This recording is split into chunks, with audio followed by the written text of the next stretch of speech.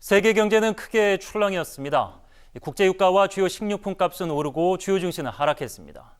인플레이션도 더 가팔라질 전망이어서 걱정입니다. 백소민 기자입니다. 북해 브렌트 유가 2014년 이후 처음으로 배럴당 100달러대로 치솟았습니다. 세계 주요 증시는 하락했고 러시아와 우크라이나 통화 가치도 급격히 절하됐습니다. 밀과 대두 등 식료품 가격은 크게 치솟았습니다. 러시아의 우크라이나 침공에 세계 경제가 요동치고 있습니다. But of course, our attention right now is completely focused on Russia and Ukraine. And that has investors who were already a little uncertain now taking the opportunity to really start feeling spooked. 러시아는 세계 2위 석유 수출국이자 최대 천연가스 수출국입니다. 우크라이나는 유럽의 곡창지대로 불리는 나라로 러시아와 우크라이나의 밀 수출량은 세계 전체 시장의 29%를 차지합니다. 러시아는 니켈 등 주요 광물도 글로벌 시장에 공급하고 있습니다. 하지만 전쟁으로 이 모든 상품은 공급의 차질을 빚게 됐습니다. 우크라이나 위기가 상품 가격의 대폭등을 가져올 것이라던 투자은행 골드만삭스의 경고가 현실로 다가온 겁니다.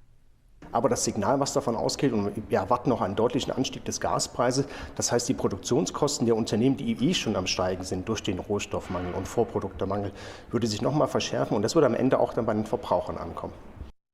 미국 연방준비제도와 EU 유럽중앙은행의 기준금리 정책도 발목을 잡혔습니다. 원래 계획은 치솟은 물가를 잡기 위해 금리를 인상하고 채권 매입을 축소하는 등 통화 긴축에 나서는 것이었습니다. Vor allem durch den Unsicherheitskanal. Die Unsicherheit wird jetzt massiv steigen und wir wissen, dass Unsicherheit Gift ist für einen Aufschwung. Also das wird deutlich mitschwingen in der nächsten Umfrage. 일각에서는 우크라이나 전쟁이 격화될 경우 세계 경제 성장률이 1%포인트 가까이 낮아질 것이라는 우려가 나오고 있습니다. OBS 뉴스 백소민입니다.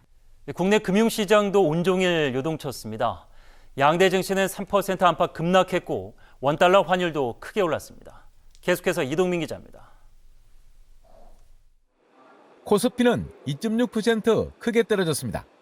전날보다 70.73포인트 내린 2648.80에 장을 마쳤습니다. 종가 기준 지난달 27일 이후 한 달 만에 가장 낮은 수준입니다. 하락 출발한 코스피는 정오 이후 러시아의 우크라이나 침공 소식이 전해지면서 40분 만에 30포인트가량 급락했습니다. 국내 증시 시가총액이 하루 사이 70조 원 가까이 증발한 겁니다.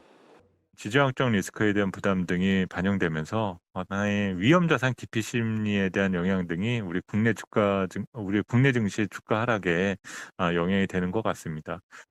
대부분의 업종이 하락했지만 러시아가 유럽에 천연가스 공급을 끊으면 가격이 오를 것이라는 전망에 가스 관련 주식은 강세를 보였습니다.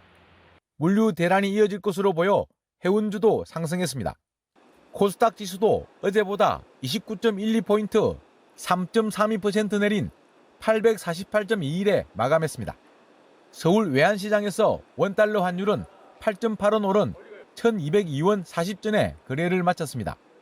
비트코인 등 주요 가상화폐도 큰 폭으로 하락한 뒤 약세를 이어가고 있습니다. OBS 뉴스 이동민입니다.